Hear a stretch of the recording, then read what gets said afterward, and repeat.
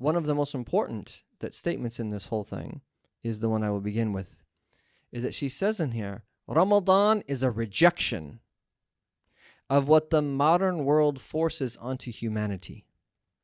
Gluttony, hyper-consumerism, the mechanization of time, and the obsession to exercise control over our lives.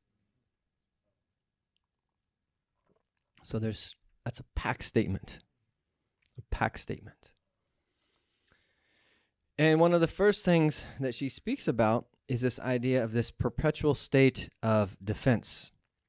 And she says that Muslims have grown accustomed to living in a perpetual state of defense.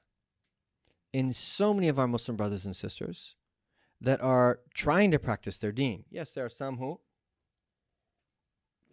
are nominally Muslim and they don't take their deen too seriously, so maybe that's not their feeling.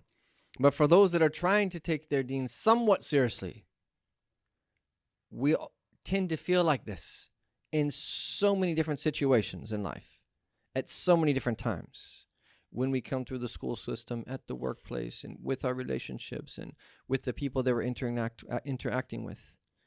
But she says here, in a perpetual state of defense as the price of their existence. And there's consequences for this. Readily deploying explanations for their religious and cultural practices.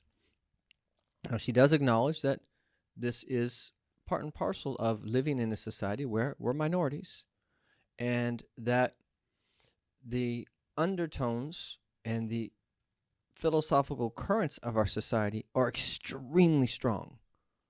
And I've always said this, but it's really important that we are extremely aware of this. The United States of America is not a neutral place.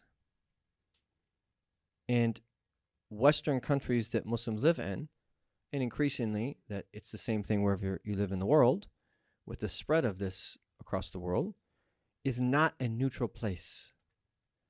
It's not like you're just entering into an environment where just you can do good or you can fall into something that's bad. No, there are strong undercurrents in this society and all of its institutions with trickle-down effect that leads to various things that people say in the social sphere that are pulling people to the worst forms of kufr ever. And as we get closer and closer to the end of time, it's going to get harder and harder to maintain your deen. To the extent that our Prophet ﷺ gave us the metaphor that holding on to your deen will be like holding on to a hot coal. Look at that metaphor. And we were talking about this in class the other day. Just imagine right now that you're holding on to a coal, and if you drop it, the building is going to burn down, and all the people around you are going to die. So you have to hold on to that coal, and you can't let go. And it's burning your skin, and you're in agony, and the coal's hot, and it's not going out, and it burns through the first layer of your skin, right? It gets down to the bone, and just imagine the excruciating pain of that. That's how the Prophet said, sallallahu alaihi wasallam, that there's going to be a time where holding on to your deen is like you can't drop the coal. That's how we're going to have to be at a certain point, where it's just like, khalas, no matter what happens around us, I'm not leaving this, no matter what. I'm staying firm. But look at the beauty of having a metaphor like that. It prepares you to be how you need to be, so that you can live up to the challenge of the time. Because imagine if you do hold on to that coal in a place like that. And this is something, again, we've said multiple times, but it encourages. I really believe in our time. You maintain belief in Allah and pray your 5 daily prayers and do as much good as you can and just repent for your wrongs and be humble before Allah. I really believe that in our time, that means someone's going to attain a high degree of paradise. Allah knows how difficult our time is. And you have so many different hadith to back that up that we won't, for time's sake, go into them.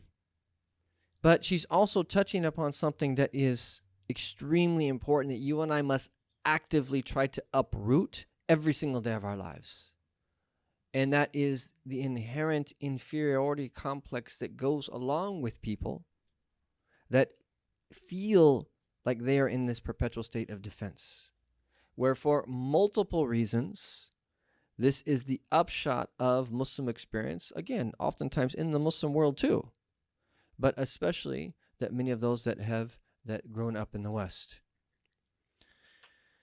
And that's something we have to recognize and actively combat. And that it was on purpose that if you look at the words that are in this outline, breaking, confronting, rejecting, combating, because it's a fight. It's a daily struggle. That was intentional. To recognize is that this is not neutral. There was an incredibly fast and strong undercurrent taking us to a place that we don't want to go. And we have to actively put in energy to understand that and to position ourselves so that we're only minimally affected. We're all going to be affected.